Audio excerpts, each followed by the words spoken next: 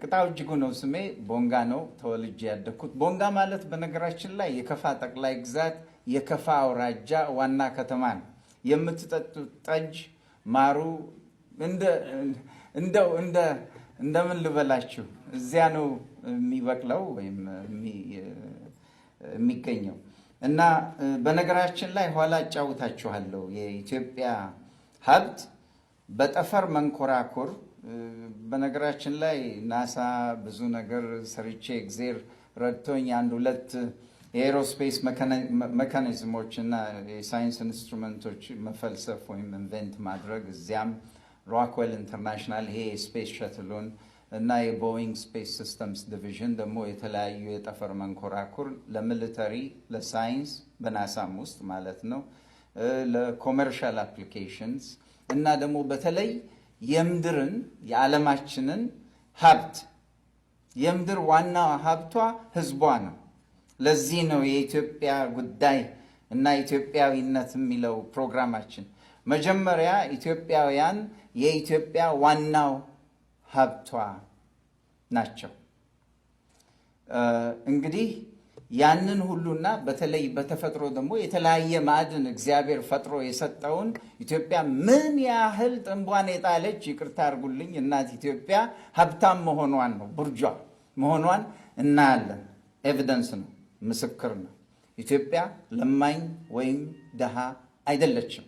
ይህ በቅኝ ሀገር አስተሳሰብ የመጣ የፖለቲካ መግዣ ተንኮለኛ የቅኝ አስተሳሰብ ተንኮል ነው እንጂ ኢትዮጵያ ሀብታም መሆኗን በማስረጃ እናሳያለን ማለት በሙያዬ ማለቴ ነው። እንግዲህ በዚያው መሰረት ዓላማችን ራዕይ ያለን ማለት ነው። መጽሐፍ ቅዱስ ምን ይላል? ራዕይ የሌለው ህዝብ ይጠፋል ይላል። ኢትዮጵያ አባቶቻችን፣ አያቶቻችን፣ ቅድመ አያቶቻችን ከሙሴ ታሪክ በጻፈው ማለት ነው ኦሪት ዘፍጥረት ይባላል መጽሐፉ የመጀመሪያ ምን ይላል? እንደውም በምዕራፍ 2 ቁጥር 13 ላይ ምን ይላል? እኔ ዲያቆን ስለነበርኩ መጽሐፍ ቅዱስን ማጥንቻለሁ ለማለት ነው። ለዚያ ነው አንጎላ የተከፈተው እና እግዚአብሔር ይመስገን እና በእውነቱ እኔ እስካሁን ድረስ እግዚአብሔር ፈቃዱ ሆኖ በተለያየ መድረክ አሜሪካም ቢሆን አውሮፓኖችን አታውቁ ይሆናል ያስተዳደርኩበት በብዙ ቢሊዮን ዶላር ፕሮግራም የስፔስ ፕሮግራም ነበረ። አሁንም ቢሆን እድሉ አለ ካስፈለገ። ግን አሁን ወደ ትግል ገብቻለሁኝ።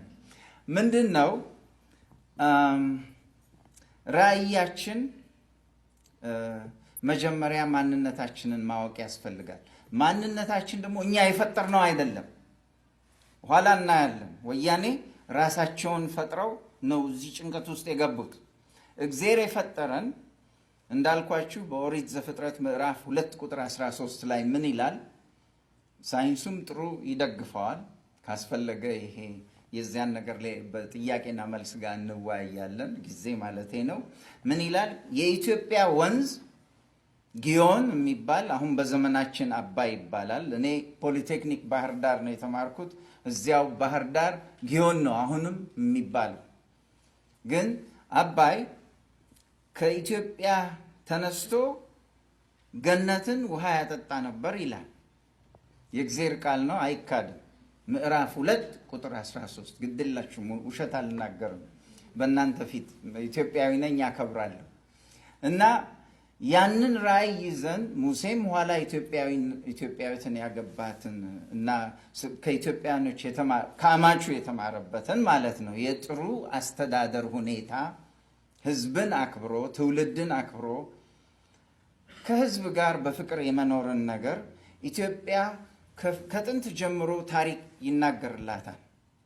በንግስተ ሳባ ጊዜ በንጉስ ሰለሞን ጊዜ ምን እንደነበረ ይናገራል። ታውቃላችሁ። በዚያ ጊዜ አላጠፉ የግሪክ ፈላስፋዎችም ገጣሚዎችም ብዙዎቹ የኢትዮጵያ ህዝብ እንከን የሌለው ምህረትን የሚወድ ነው። ፕሮፌት መሐመድም ነብዩ መሐመድም ኢትዮጵያን ግሩም ሰዎች ናቸው ብሎ መስክሯል። ይሁን እንጂ እግዚአብሔር እንደዚህ ያቆየልን ሀገርና ታሪክ አሁን ባለንበት ጭንቀት ሁላችሁም ስለምታውቁት እሱንም ደግሞ ባጭሩ እናየዋለን ምን እንደሆነ።